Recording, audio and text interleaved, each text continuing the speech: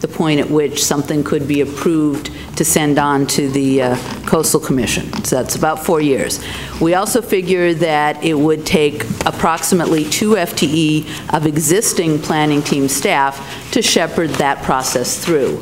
And so that's why, until we clear, other projects off the plate, that's not something that we could seriously engage in. That's the second issue. Third issue is, could possibly take up to around $1 million in consultant costs and public process activities. It will depend on the scope of the public process, but certainly if there are committees or public hearings or anything along those lines, that contributes both to the time frame as well as the cost. And in the case of developing the local coastal plan, while it would take place after we had completed the general plan process, it would be a new scope of endeavor, and so it would take quite a bit of work and consultant time. It could not be initiated until, based on all those things, it could not be initiated until at least 2009-2010 fiscal year. So we're projecting out into the future here. And then finally, the information that we've gotten back, and Ray did a contact through the planning director's listserv, or whatever it's called, and got experiences back from other counties.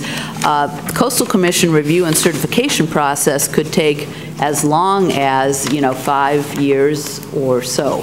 So to that initial up to 4-year process to develop it locally, there could be another 4+ years in processing through the Coastal Commission. So keep that all in mind. That said, there are 2 areas in which we are working on right now. One is that the State Route 1 corridor study is underway through MCOG, and the planning team has been coordinating on that particular study. It's not by any means done at this point, but it is moving forward, and that is part of what would ultimately go into a local coastal plan update. The other is that we are beginning on the Mendocino Town Plan data update. And that is something that I wanted to report on from my last update to the board on March 18th. There was some discussion about data collection, and Supervisor Colfax expressed interest in that. So we did set up a meeting between the planning team, staff involved, and Supervisor Colfax last Friday. And I think we had a pretty thorough discussion about what the data collection looked like. And I would point out, it's not just updating the data in the tables, but the other thing we're looking at is how you build in a system so that it gets updated on a regular basis, so that we're not kind of going through long periods of time of no update and then a lot of effort to bring it up to date. There should be ways in which we can build getting that information in on an ongoing basis. So that's another part of what the planning team is looking at.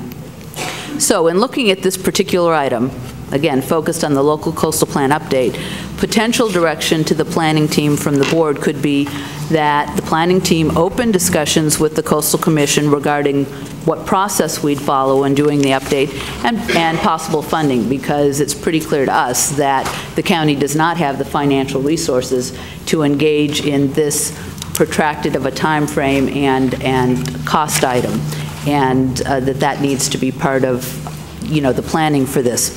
The other is that you could give direction regarding development of a draft work plan that would be considered over, say, the next 12 months, so that by the time we got to 2009, 2010, we were in a position to know, in general, what that work plan might look like and be able to budget for it in terms of staff and financial resources.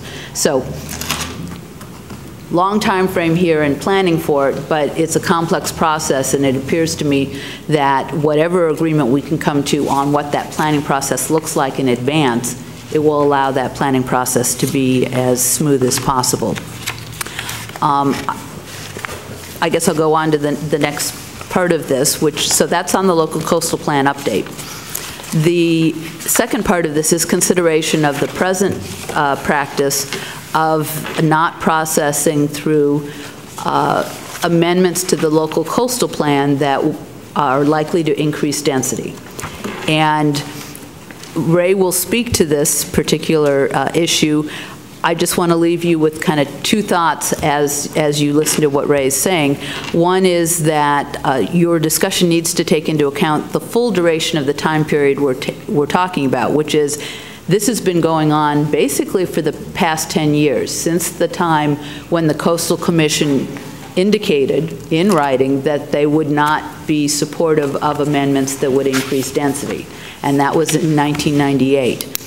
So that's 10 years to the past, and potentially then 10 years into the future, because it's likely, as I said before in our projections, that there would not be a certified local coastal plan update, hopefully worst case scenario, for 8 to 10 years in the future. So we're talking about a period overall of about 20 years, and that needs to be taken into consideration in the discussion.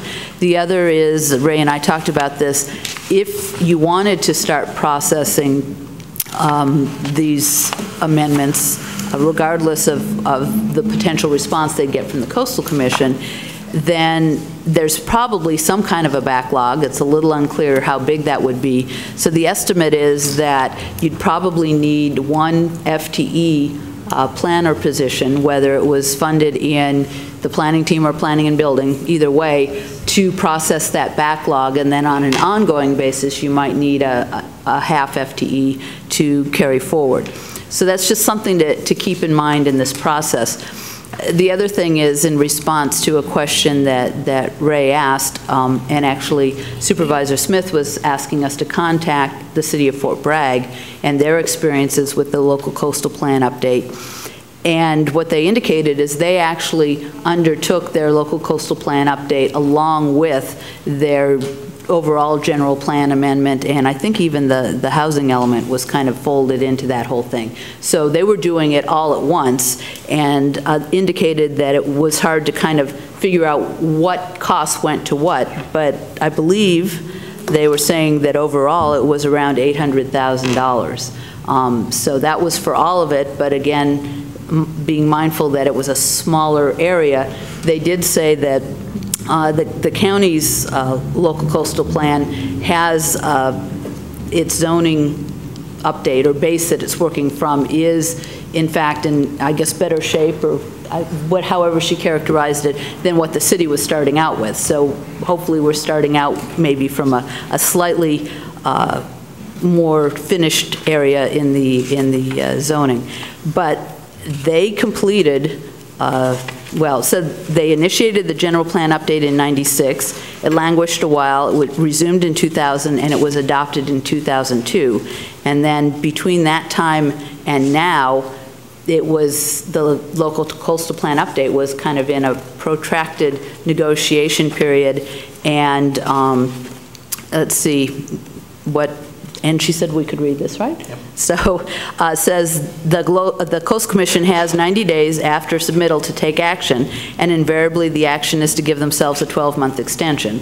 So that's kind of where they got with some of this. And so the Commission took action in January of 2008, and they are still working out some of the details on it, and they hope to have it completed by the end of this year.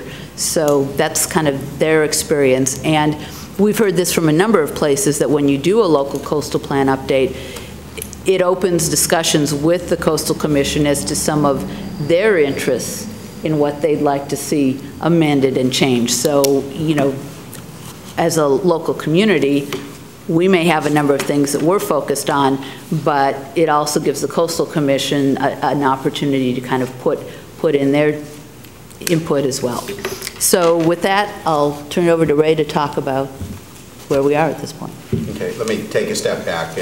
And first, let me clarify something. It's not clear in what has been distributed to the